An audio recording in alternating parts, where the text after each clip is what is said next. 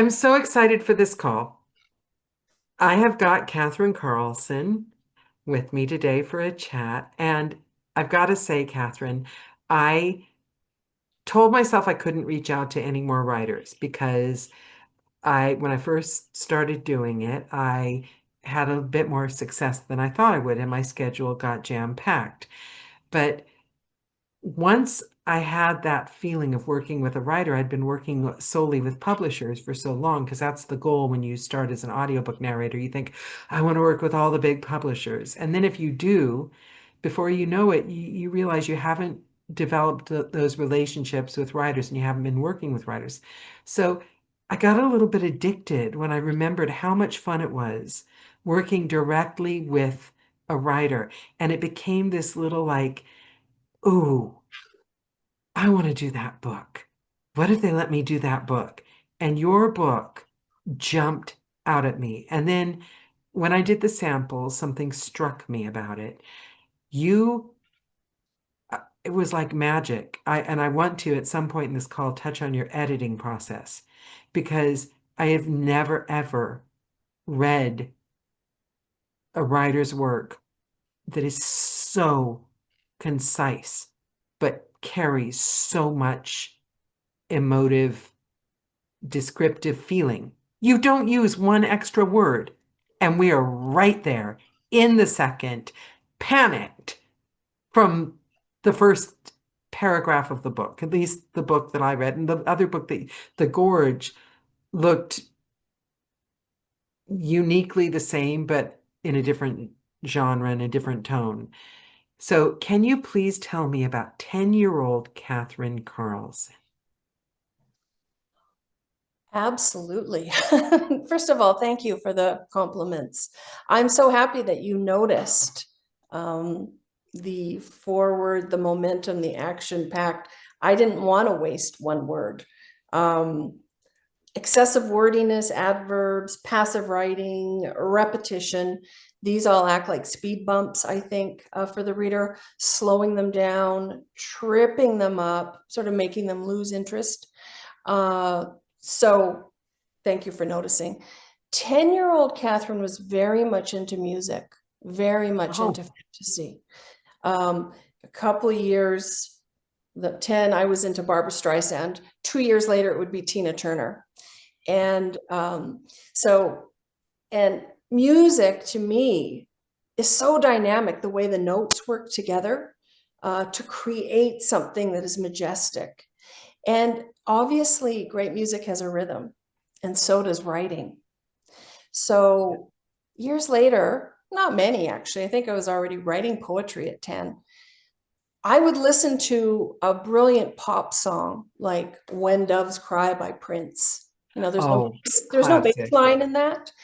But it just builds to this crescendo, the denouement, the this, the that. And as I was practicing writing, I thought, you have to be just as rhythmic, or try to be as rhythmic to keep people's attention. You're You 10 years old thinking this, making this leap. Well, maybe not. No, I don't think I was 10 thinking that, but the kernels were there, the seeds were there. Um, I was looking to be inspired, profoundly inspired, and I was by musicians. And Wow. prior to my degree in literature, which I have, music was so, I don't even want to say visceral, but it was so profoundly inspiring. It got right into the soul. And so I was immersed in music. My mother took me to see A Star is Born when I was 5. My feet didn't even touch the ground. Was your So mother, was your mother or father musical? Were they your mother? loved music. My mother loved music, and she, dragged me off to see A Star is Born. And there's Barbara Streisand. Her face is like this huge screen. And so I thought, whoa, at such a Yeah. young age. So I was always interested in the formidable. And now that I'm older, it's like I'm finally getting comfortable with the mundane. So a cup of coffee in the morning, I love, but for the first part of my life and most of my life, I was interested in being inspired And now I'm interested in inspiring. So I have to create now and somehow give back, maybe just even a smidge of what I received from great artists. You've taken me right back to the main. I think I spent most of my childhood singing at the top of the lungs. I'm the Exactly. biggest star. I am by far. I knew every word Airbrush, to Barbara mom. Streisand. Yeah. But were Yeah, you a happy child immersed in your passions, or were you thinking, when I grow up, I'm going to be this, or was it just pure love for what you were doing at each moment? that's a really good question. I think I had developed an over the top fantasy life. I think Um, I, it was total escapism. I don't know if that made me a truly odd duck, if that made me a little lonely. I don't know, but my fantasy world, maybe not so much as a 10-year-old. I think I was having fun at the lake, waiting for summer holidays, listening to music, riding bikes, climbing hills. But a few years later, once high school hit, I found my fantasy life preferable to reality. And I think a lot of artists get like that. And therefore, extraordinary amounts of time are dedicated to other worlds, yeah. to creating dynamic worlds that I could be part of. Because It we comes, try to fit in, don't we? We go through a stage where we try to fit in, and then you yeah, just get to a point and you're like, I'm not having it. I'm sorry. or you don't even want to fit in because Yeah. it's just, again, I don't want to put anything down, but the strictures and the schedules and, of what we're expected to do and be, I just was somewhere else for whatever reason. And I'm sure there are multiple reasons and variables why I wrap myself in a cloak of fantasy, but I did. And I'm glad that I married it to discipline in the Yeah. end. Yeah. As opposed to just riding around in my automobile, I somehow married it to a certain sense of discipline. And that's when you get something to offer. You offer it to an audience, you offer it to whomever's out there who wants it. You hope What maybe was there's one that or two like? people. The offering, how raw did that feel? Did it take, were you immediately like putting your stuff out there? This is me. I'm proud of it. Or was there a journey? There was definitely a journey. I lived vicariously through other artists only because they had something that I knew I also had in some measure. You Mm, know, um, I wanted to create and craft something for others. I wanted to live up to my potential. So I lived vicariously through incredibly dynamic people. Wow, look at Tina Turner command the stage. Did you hear Prince's solo? Did you hear Streisand hit that note? Isn't Kate Bush amazing? Again, we go back to music. But uh, it was a tremendous process of stopping the living through other people and bringing all that energy back into me. And that takes a lot of work because you know that you're going to have to be dedicated to your craft. And in the beginning, there's so much you don't know that you don't know. yeah. I didn't realize, oh, this is crap what I'm doing.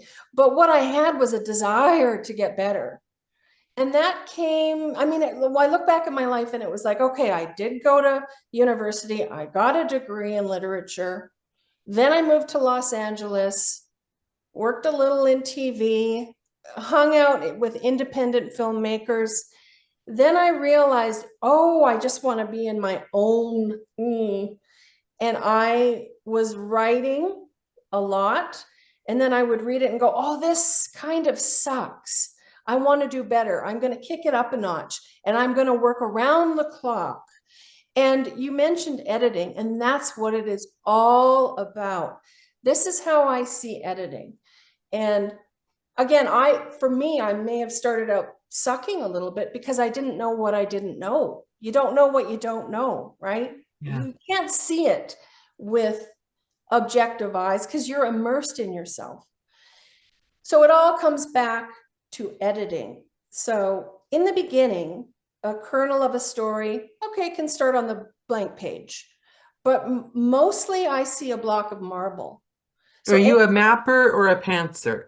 I'm a pantser, definitely, absolutely.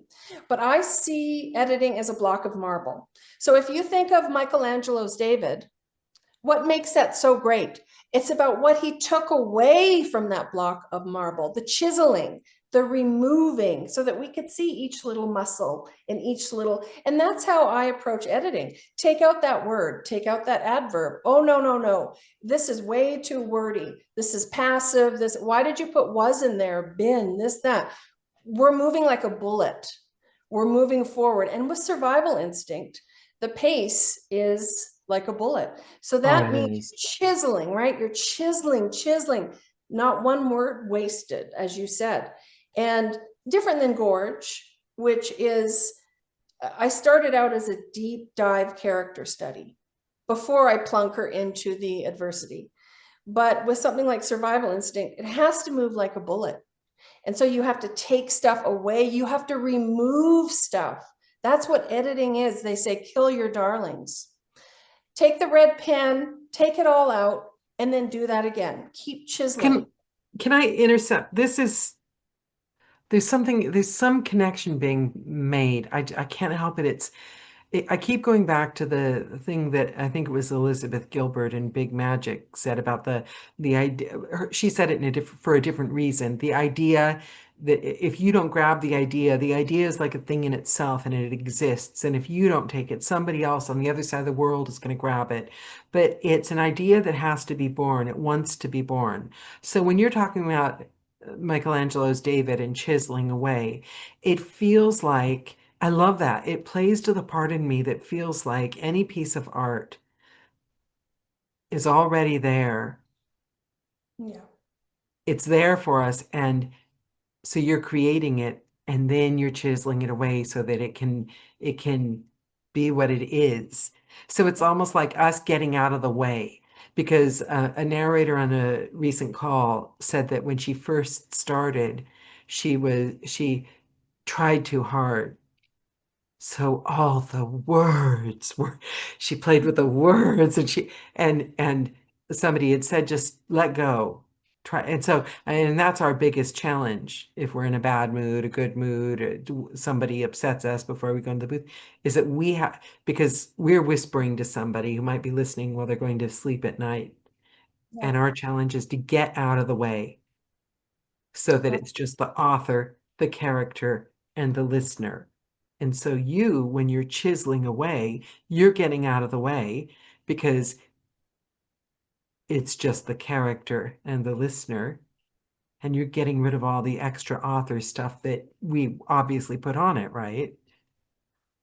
Yeah. I think, like you just said, I've never, first of all, had writer's block. I suffer from the opposite, like a half nut loon. I've got so many characters.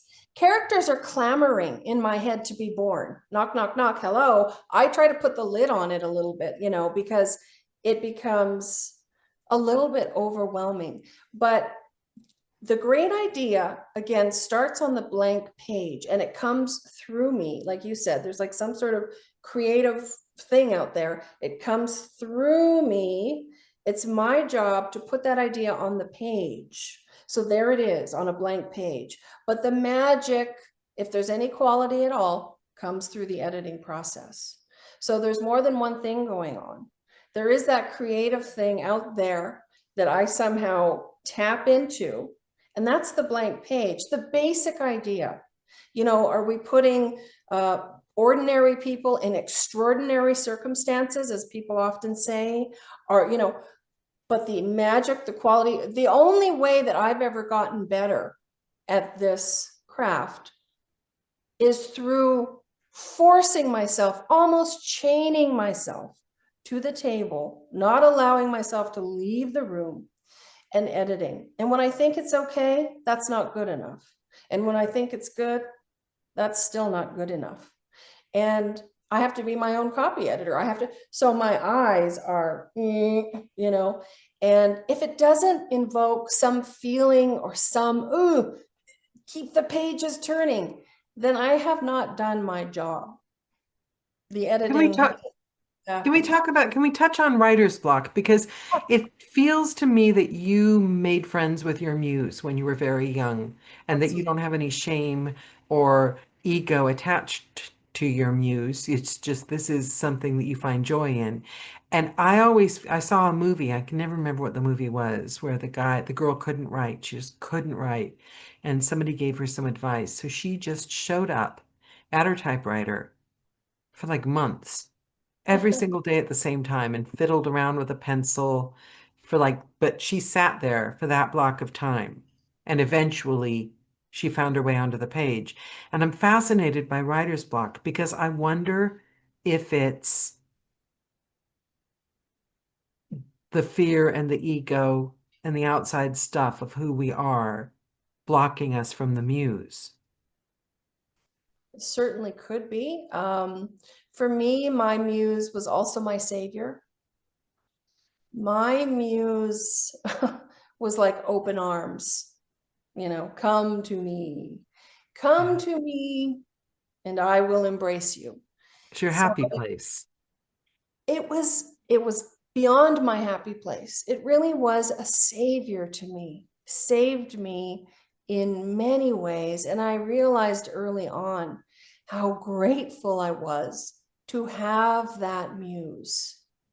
And that was a full-throated, full-throttle muse.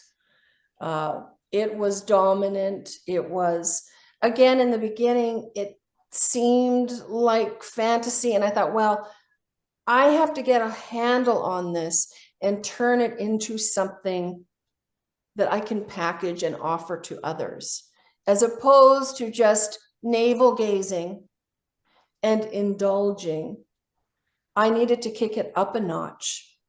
And Prince, let's take him for he could be sitting around strumming that guitar, poking at the piano. He kicked that up a notch with extraordinary discipline. And Yeah, then look at I've read about his discipline that it's right. like And so he took it to the next level. So yeah, I can indulge for a little while, but then there's a part of me that's like, where is the skill in all this?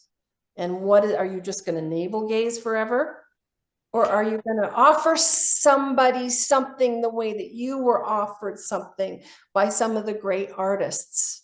And for me, because in the beginning, it was music. It became literature later on, certainly with Orwell.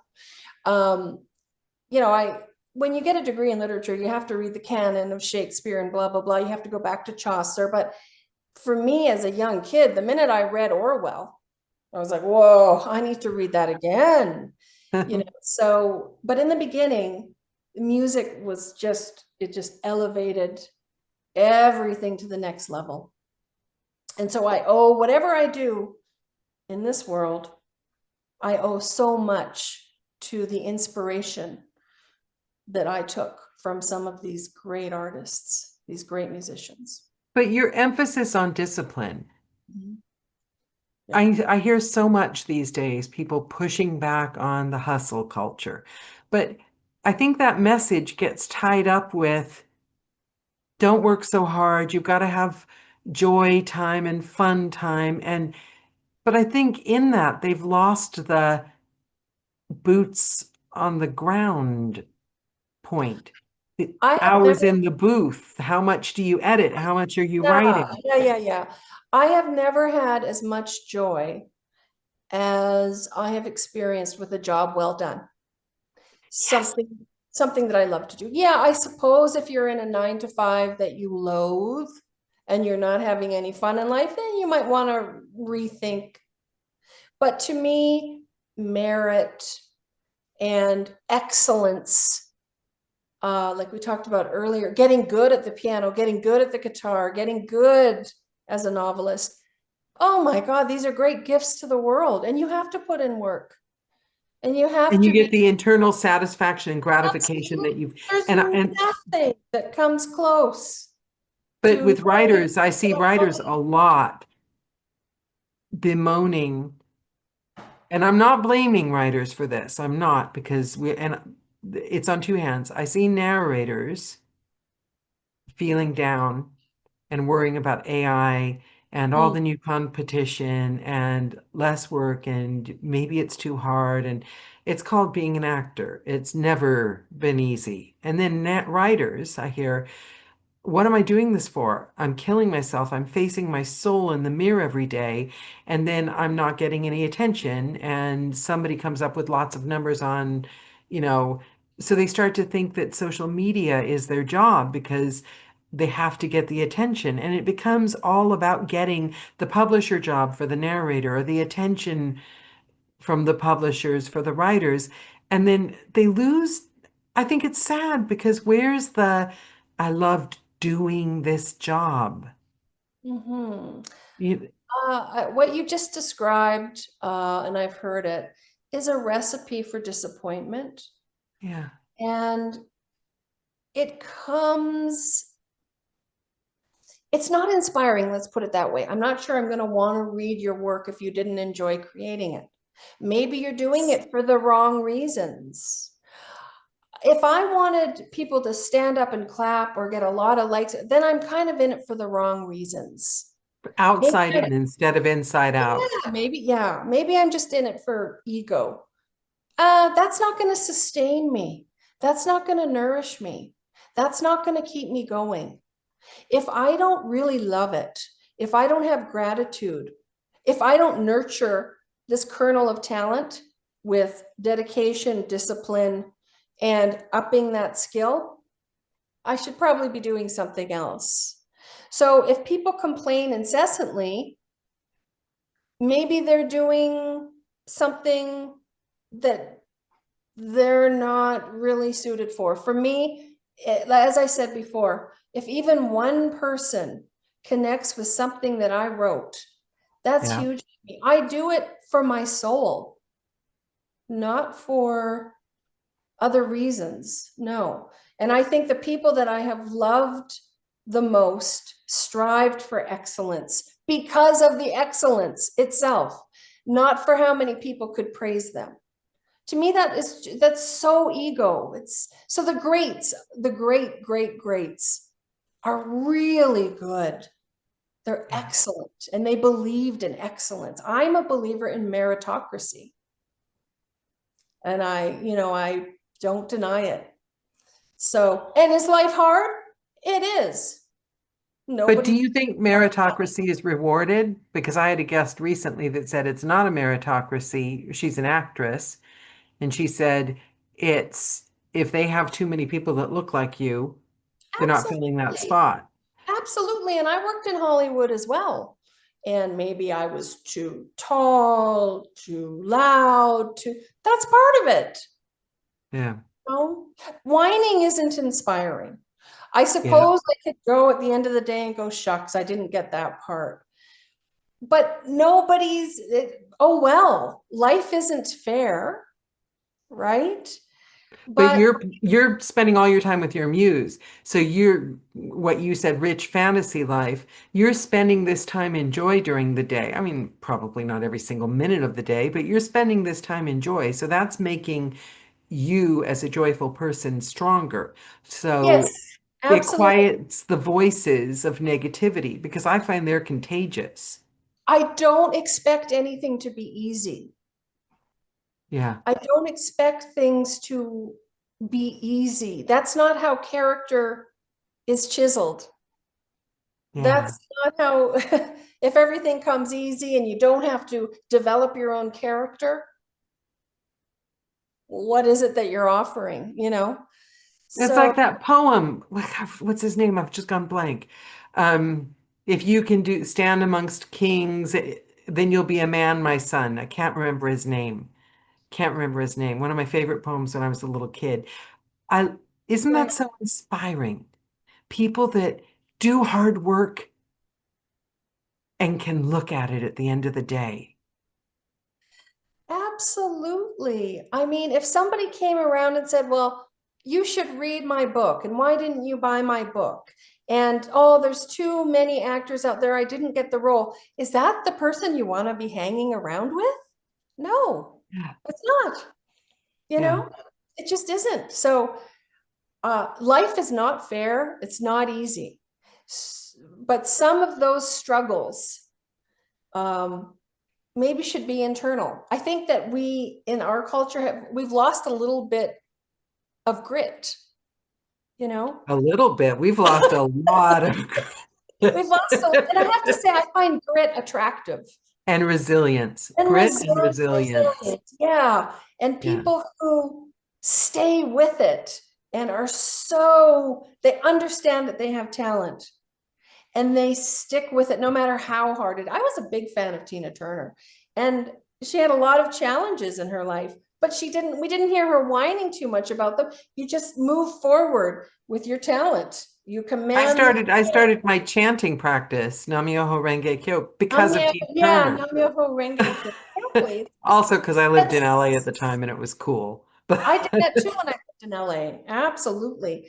Um, yeah, we don't want to hear so much about the struggle. I mean, maybe we can hear about the struggle, but what is it that inspires other people?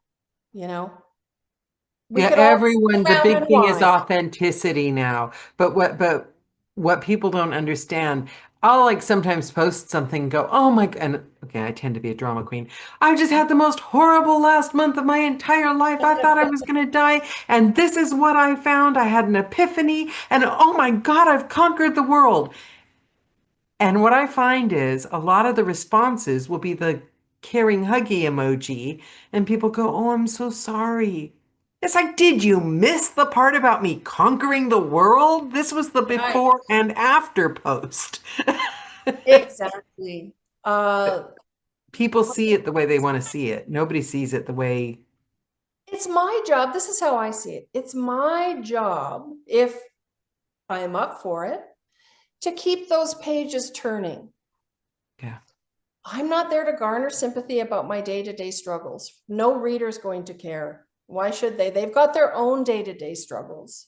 Why would they care about, you know, it's my job to craft a narrative, a story that is going to keep pages turning. That is it. And why would you want to be the character in the plot of your life that everyone feels sorry for? Exactly. It's not So, inspiring.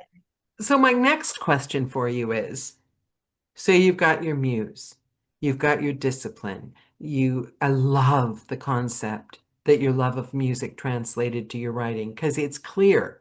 Because when you say it, and then I look at what it was about your writing that struck me so much, that's what it is. And I didn't even know what I was listening to. Let's talk about after. Let's talk about marketing, Mm. business, all Oh, that bit. Are you comfortable with it? Do you like it? Did you have a um, curveball learning it? I think that marketing and the business side of it is the hardest part because it's the part that I really don't have all the control over. Um, and now you mentioned AI, which to me is not, it doesn't count. Okay. So what I loved about music, acting, writing, all of the creative arts was the human experience, the vulnerability, the fragility, the struggles. That's if we're talking AI, I'm not interested. That's not it anymore. So I AI don't is hire missing the AI. one AI is missing the one thing in music that you connected to your writing. AI is missing it, the soul. The soul. Yeah. And I won't watch, you know, if all actors are replaced with AI and all writers are replaced with AI, that's it for the human experience. That to me doesn't count. People are like, aren't you going to use AI to narrate your books? Never. Absolutely I never. am so offended. Who asked you that? Well, I mean, it's part of a platform on Amazon. You can, Wow. your Yeah. books are now eligible. Your books are now eligible to That's be read so by sad. And they make it seem like it's a big honor. And I have literally had writers crying, like on Zoom calls with me, AI. saying, I've done this now, and my readers think less of me. I Well, read the reviews, they're horrible, and it yeah, made my work look cheap, and I put my heart and soul into it. I understand why some writers would be tempted, possibly, because it's such a big deal right now. We're just coming into the era of AI. But what I say is the minute that AI takes over the human endeavors, which the greatness of entertainment was about reflecting humanity back to itself, whether through music, acting, writing, all of it. Um, that's it. I'm out. If AI takes over to that degree, AI writing a book is not, to me, it's not a book. It AI can't, the thing, I have AI no, narrating a book is not, it's nothing I want. It's a computer program. Now, is there a place for technology in yeah. filmmaking? Of course there is. Why do we have green screens, blue screens, post-production, CGI? Although I have to say that when CGI took over, I reminisce for the days of 35 millimeter film and the small models that were painted. And again, by the human hand. To me, it was more even believable. I'm not a huge fan of tech taking over something that was uniquely human. Because to me, I lose interest. To the extent that AI takes over entertainment, I completely, and talk about, I mean, if AI writes something, a human didn't. So it's not even is it a cheat. It just is no longer what we claim to say that it is whatsoever. I mean, So I have to confess, and I think I might have I shouldn't have confessed this. I think I might have made one of my writers who loved me think I'm a nutcase. But so now I'm going to confess it publicly to a YouTube audience. But I've said it before. I've got a bit of the girl that watched the Jetsons growing up, a little bit of a glee at, ooh, it can do that, and I want a robot. I've got a little bit of that in me. yeah, But I've got no fear. I've got no fear of AI taking a writer's or and taking all writers or narrators' jobs. I think it will probably take the jobs of the writers and narrators that don't want to put the extra work in and get better and challenge themselves and kill themselves on days that they don't even have time to brush their teeth because they really have something they want to create. I mhm, think that human beings, is what you say, crave connection. I think even as a kid, you felt that connection as a lifesaver through your music. I I, think the radio, our audience, Kim was in the radio for years. That's human connection, person to person, a voice in our ear all the time. Jonathan sings. That's human connection. I listened to a series when I was diagnosed with a brain tumor, one of the worst nights of my life. And it's gone, it's all fine, long story, boring, gone through it a million times. But I remember clearly that voice, that narrator, that writer saved my life at one of the loneliest, scariest moments of and I thought this voice is going to save me. I'm going to hold on to this voice. I'm going to listen to the story. I'm going to be someplace else. And they got me through it. And your that's books, if we reach one person, right? Your book, I guarantee, has reached, I've read your reviews. Your books have reached more than one person. Well, if we go back to what you said about the Jetsons, for instance, I too enjoyed that show and I want my own jetpack. I mean, I Oh, wouldn't mind a little robot making me coffee, but here's the thing. There's a certain time and place for that tech. If the yeah. tech takes over the human craftsmanship of storytelling, if a writer says, "Oh, I used AI," then you're not a writer. You know what I mean? Yeah. That's not what a writer is. If an actor is now AI, there's no more actor. Computer programs now are what we deal in, a simulated world, and we will feel more disconnected than ever. So But then people will still search. I believe that humans will always search for that connection, and it will come up in like the golden age. It'll be like the prohibition. People will go underground, but they'll still search for it because we have to have it. I really believe deep down people's love and souls are stronger than the junk the world throws at us. yeah, I think so. And I do believe that I mean, it's going to make a run at Hollywood. It's going to make a run at writers and actors and certainly Yeah. narrators. Oh, But it in already the end, has. I don't think it's going to be victorious in the end because we need the human fragility and vulnerability that doesn't come from a machine. And also, it's always been said that writers are such good liars. But the thing is, I completely disagree. And I You're think the truth best writers tellers. are truth tellers. Yeah. And distilling in the end, the vulnerability, the fragility of the human experience, the almost existential crises of the human experience. If we can distill that, that is a nugget of truth. And then you can dress it up in any sort of fiction you want.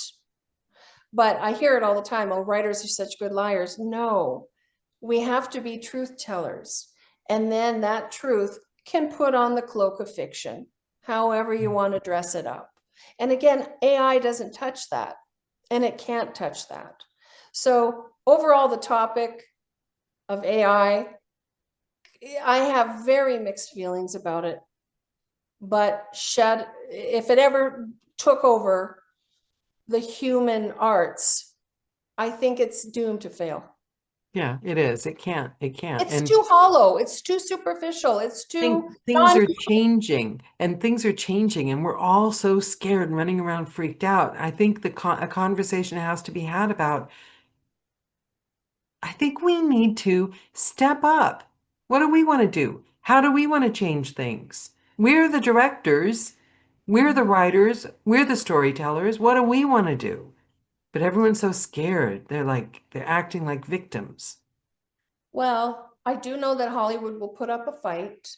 Yeah. Um, but I certainly, like I said, I was around for Star Wars, and I was around for Jaws, and I Yeah. was around for those old mechanical parts that they painted and bashed up, and the little models that they, miniature models or whatever. And I miss that human touch. I mean, the green screen, the blue screen is great, but we hear it now, people complaining. How many times are you going to remake a Marvel comic? How many times? How many sequels? Where are the character driven stories like we saw in the 1970s?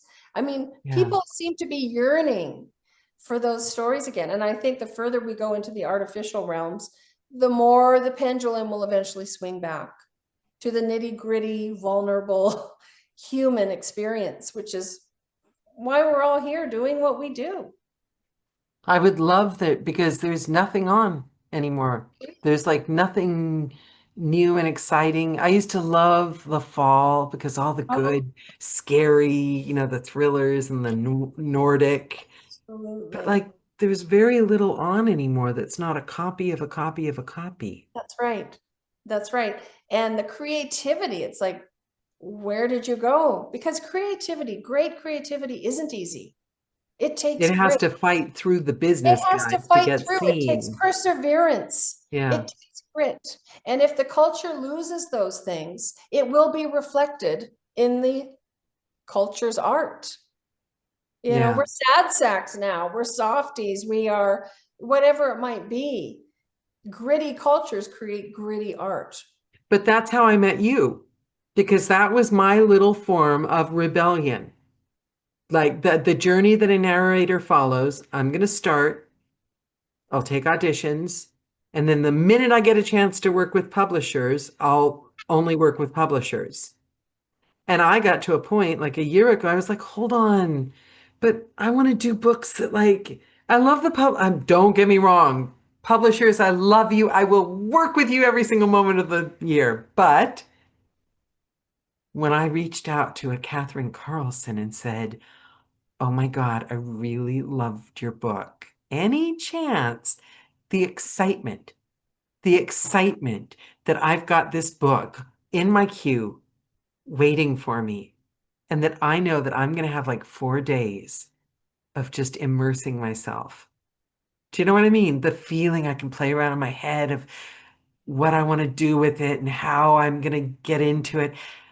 That's my rebellion Mhm. against sitting here waiting for the market. Yes, exactly. I think that publishers are constrained by what they think the market wants, Yeah. and it's a business. And it's like, well, this is hot, and all our books have to have big yellow font. And I mean, it's a business. Their job is to try to time the market. And if one trend is hot, you got to go with it. I can't be shackled in that way. I have to be able to write counterculture in Because the you're a sense Barbara Streisand in a world of cheerleaders. That's the ultimate compliment. I was never the flippy floppy feathered. I was reading Wuthering Heights under a tree in the Marquis de Sade when I was like way too young. oh my goodness, you brought up Wuthering Heights. You brought up Wuthering Heights. Kate Bush read that book as a teenager and then went on to write Wuthering Heights, the song. It was the first number one of a woman written song of a 19-year-old in 1979. I still listen to that song if I Yep. need real true inspiration because it's it's a masterpiece. But that's what I mean about the circle. Nothing describes it better than Wuthering Heights. An author writes a book, a teenager reads the book, and then creates music because they were Yeah. so inspired by We're the book. sharing the energy. We're sharing that ball of magic that and And look at the creativity coming out yeah. of it. The And it song came doesn't out matter of a what book. music. I love Ozzy Osbourne died. He did. And I just read that this afternoon. The And father of heavy metal. Wasn't yeah, he and the instigator? I was like not really a big heavy, but Ozzy Osbourne, I remember that Mhm. was like, heaven and hell, and it's it brings The back working class memories. UK. I mean, the Yeah. whole, born after World War II. So absolutely, Ozzy Osbourne, rest in peace. Kim says that's why I was late, had to recut VTs on my radio shows. What's a VT? I don't know what a VT It's a is. Okay, you're voice gonna track, find out in a minute. Voice track, voice voice track. track. Voice track, voice track. Yeah, it's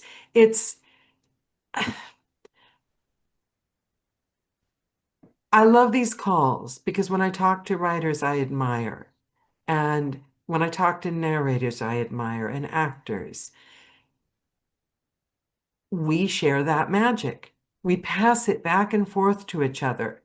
We give it as our gift to people. Somebody was on something the other day talking about reviews, and I shouldn't look at reviews, and I don't. They're literally nothing. They're outside. We're giving a gift to people. You never know if somebody really loves a gift you give them. You don't know if they're regifting it. Do you even ask? Do we waste our time asking? No. You're going on, it's an addiction, creating something else. When you said, yes, do my book, it was a huge gift to me. And now I'm going to do my best to give your book to listeners. You see what I'm saying? And Absolutely. as Absolutely. long as even if only 5 of us keep doing that. Absolutely. Oh my goodness. And a word about reviews. If you're going to be in the entertainment industry in any capacity, you must have a thick skin Yeah. because not everybody is going to like you or what you do, and they're not obligated to. You know, got to toughen up. Some people might hate my book, hate my thoughts. You know what? That's okay. The reader is entitled to go, I hate her work. It's horrible. That's fine. That's their opinion. That I'm still standing. And there's enough people out there that say the opposite, that it's okay. can you imagine having to be out in the world and only expecting positivity back? Ooh, that's a scary place. That's It what might does not be the people place. in. That's what does people in when they find fame, because they get a little bit addicted to the positive feedback and then the negative comes with it. And it reminds me of that one book I did. I was one part of a multicast, lots of narrators, and it was a high profile thriller with a lot of high profile authors. And there were tons of reviews and tons of good ones. I don't read my reviews, but this was a multicast. So I thought, oh, it won't be about me. There were a whole bunch of reviews with people going, oh my God, there was violence and people used swear words. And these characters were awful human beings. And the narrators were just horrible, horrible people that deserved to die. I mean, it was a thriller, and it was in the title that people were going to be murdered, and it was going to be, I won't say the title, but it was like, couldn't have been clearer. It's, I have had people, readers, mad at me because my psychopath used swear words. I'm sorry, but this is a psychopath. They just killed, this is a moving, speaking abyss wrapped in skin. And you're afraid of they said the F word. So it's all just fun and games, but definitely the audience is going to be filled with every kind of person who has every kind of Yeah. opinion. And I welcome that. Now, the really great reviews might offer some constructive feedback. The ones that just say this sucks and I hate the author, well, that doesn't offer much, except I maybe. have a friend that checks my reviews and gives me any necessary constructive feedback because I prefer to hear it from another professional narrator Yeah, rather than I right. hate her so much. I hope she You loses her know, voice. the people that help me the most are the people who give criticism, Yeah. constructive criticism. And I want that. You know what? You're better than this. You can do better. Start Yeah. over. I say that I have an inner voice. I often personify my inner voices, as you know, survival instinct. Her survival instinct becomes another person in the narrative. But there's a voice in my head, Katherine Carlson's head. No, start over. This could be done better. Take that red pen and cross it all out. You're better than this. And that's how you get better. Yeah. So I welcome constructive criticism. Haters are going to be haters. I don't put a lot of stock in just the pure negativity, but constructive criticism is awesome if it helps you get to that next level in your own ability. That's why it helps me to have the middleman, and I'll give him anything that he needs to hear. It's been invaluable since we started narrating. We've done it because if I were reading my own reviews, it would become about do they like me or do they hate me? And then I would bring that into the booth. Right, right. So he says, "Oh, I'm lately there's been a low energy comment coming up. Oh, Mm, I had a really bad health a couple of years ago. right. And there were a few months where the same thing kept coming up. And he said, look, there's been a low energy. Why is she slow? And I Mhm. realized that was my health. It was coming out subconsciously, and I didn't even realize it, you Right. know. And editing our own stuff, as you say, we don't often, once you've narrated a lot, you start to have to outsource your editing. Yes. You need But another perspective on it. Yeah. yeah. Well, also, you just don't have time. Editing an audiobook takes a lot of time. Absolutely. So you hire someone. But my editor disappeared. We don't know. It's not, I think there must be something going on. It wasn't just me. And I had to edit my own stuff again, which I hadn't done for a long time. I used to do it all the time. And it was good. It felt good to Mhm. listen with a critical ear again. It was really healthy. I love criticizing my own work because that's how I love myself deepest. Not when I let myself skate, not when I say, oh, you've done enough. go make a bowl of popcorn and lays out. When I'm really loving myself, I demand better. And I think too, let's go back to a music example. Think of Prince as a teen opening for the Rolling Stones. They're pelting him with fruit. Get off the stage. We want to see Mick Jagger. But he had such a belief in himself and his talent. He crafted, he was able to play any note on any instrument because of the practice that he put in. So he believed in himself. The people throwing fruit at him did not derail him because he so believed in himself. So yeah, a lot of people, like you said, you get fruit thrown at you, that's it. You're done. Those people were in it for other reasons, for external validation. Yeah. I'm not in it for external validation. Don't get me wrong. I want to connect with readers, but somebody who hates me or hates my story won't derail me because what I have, you see, whatever created this or created us, I have a debt of gratitude I owe back. I'm going to create, and so on and so on and so Yeah. on. It's a It's creative so process. it's so pure and it's so simple, isn't it? At the end of the day, it's just so clear cut. Mhm. You were given a love for something because you were meant to do it. Do it Yes, the very best you can and absolutely. just keep giving it back. Absolutely. Because don't you feel good at the end of a day when you did a job that you can be proud of? If you do a job that's half-assed and yeah, you go lay down and eat some popcorn, you're not going to feel that great. It's not because someone else said you suck. It's Yeah. because there's a voice deep within you that goes, I could have done better. I am Full my full homework. disclosure, I up until about 4 months ago, I'm what, almost 10 years narrating.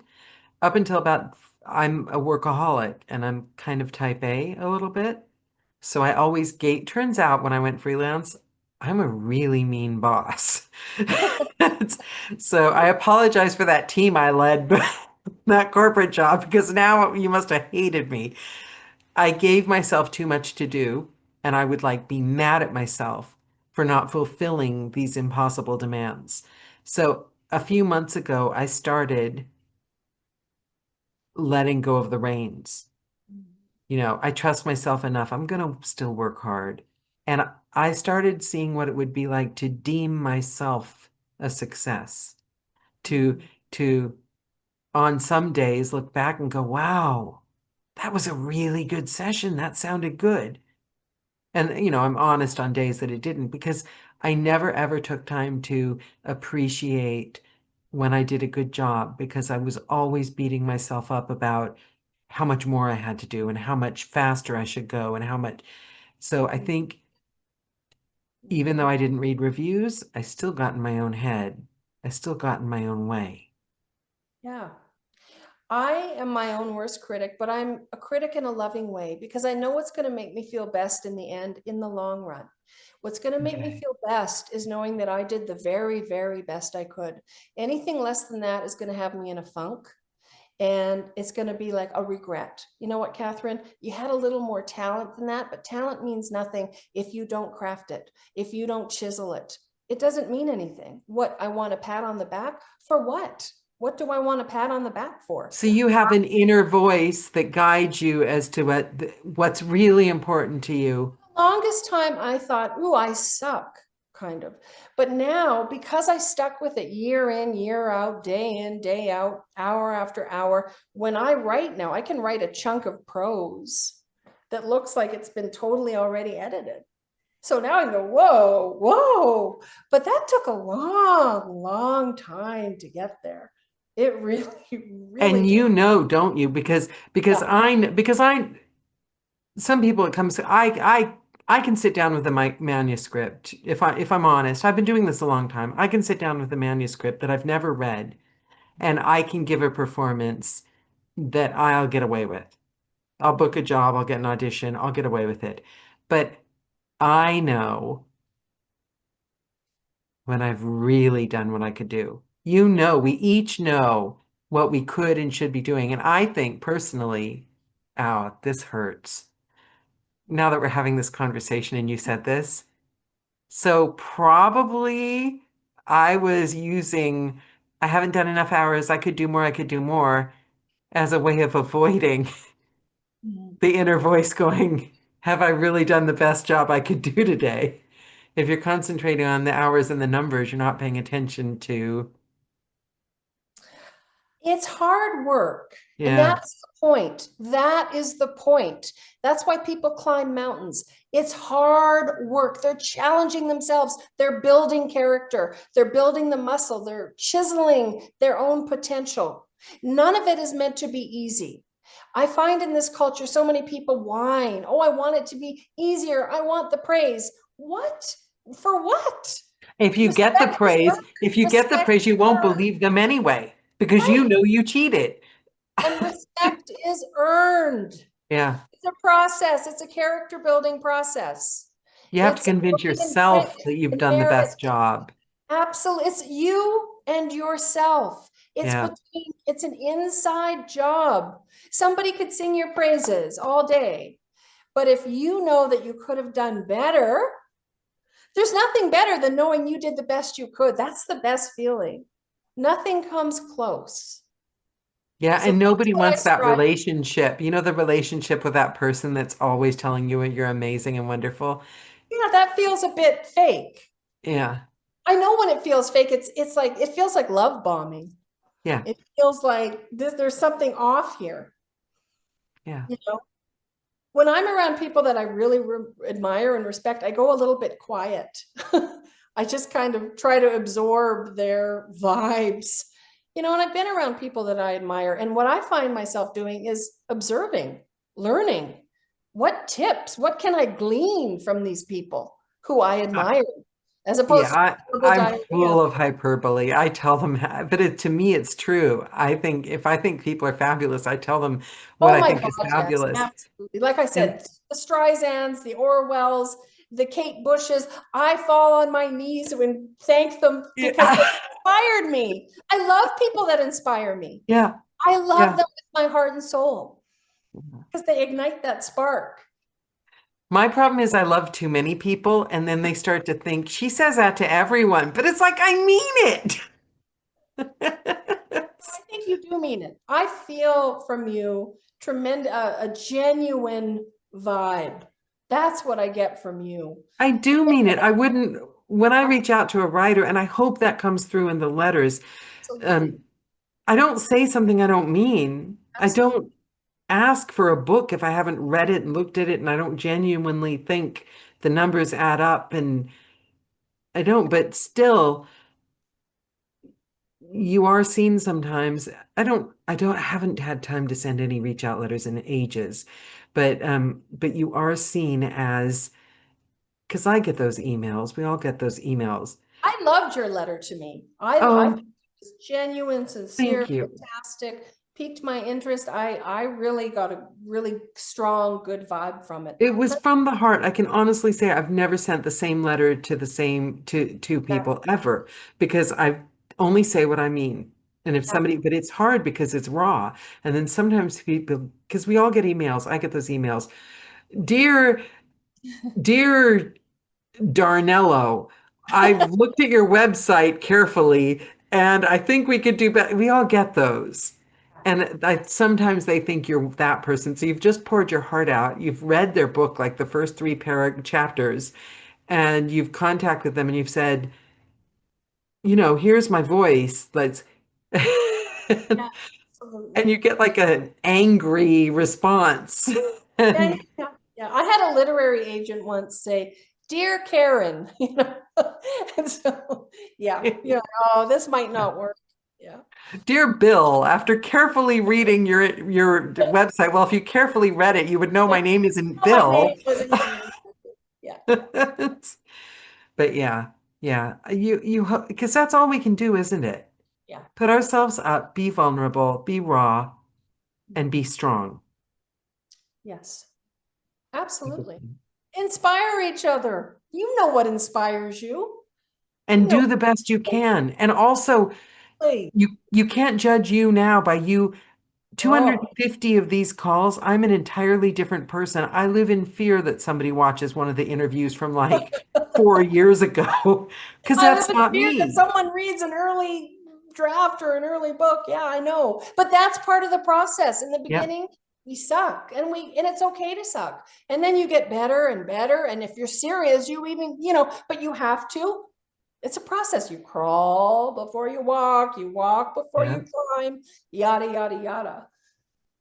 And they say there's that there I've got one last question for you, but there's that theory that it's what all the manifester law of attraction people think, but there is something to it. If you're entrenched thinking of yourself the way you always were, how are you ever going to become the way you want to be? You've got to act like and be the person that you want to be right now. Yes, of course. It's a process. Okay, final question for you. For the YouTube audience that's going to be watching this in 100,000 years, Yeah. in particular for new writers that might be starting off and struggling and thinking, I'm never going to get a publishing deal, et cetera, what piece of advice or what one thing would you want them to take away from this call, if I nothing else? I would say it is a struggle. You're right. It's a huge struggle. Most people give up when things are kind of hard. This isn't kind of hard, it's extraordinarily hard. Make friends with the struggle. If all you're looking for is external validation, you're going to be disappointed. But if you find something within you, if you can be inspired by your own journey, then stick with it. And in sticking with it, I bet you anything, you'll find a way to inspire others. If you inspire yourself through your grit, your tenacity, your resilience, some way, somehow, there's a way. It might not be the way you thought, and it's never easy, but it is fulfilling. It's like building a muscle. That you make friends with the struggle. That reminds me of That's that right. military, embrace the suck. Exactly. Absolutely. Absolutely. I love that. I love that. I knew it. This call was the call we had to have tonight. This was perfect. I thank you so much for taking the time to meet with me, Catherine, and Ew. Kim and Jonathan. Thank you for joining us. This has been, I cannot wait. This is the first time I've interviewed a writer before I've actually recorded your book. I cannot wait. I'm kind of afraid. I'm kind of don't want to put this call out until after I've done the book because somebody will swipe in and steal it from me. No, no, no. It's yours. So you don't have Thank to you. worry about that. It is That yours. it's my heart. That book is in my heart. It's going to be Oh, amazing. thank you so much, Daniela. Thank you. Thank you. Thank you for your time and for your inspiration. Thank you so Thank you. much. Thank you guys. Mwah. Bye. Bye-bye. Bye Bye. everyone. Bye-bye.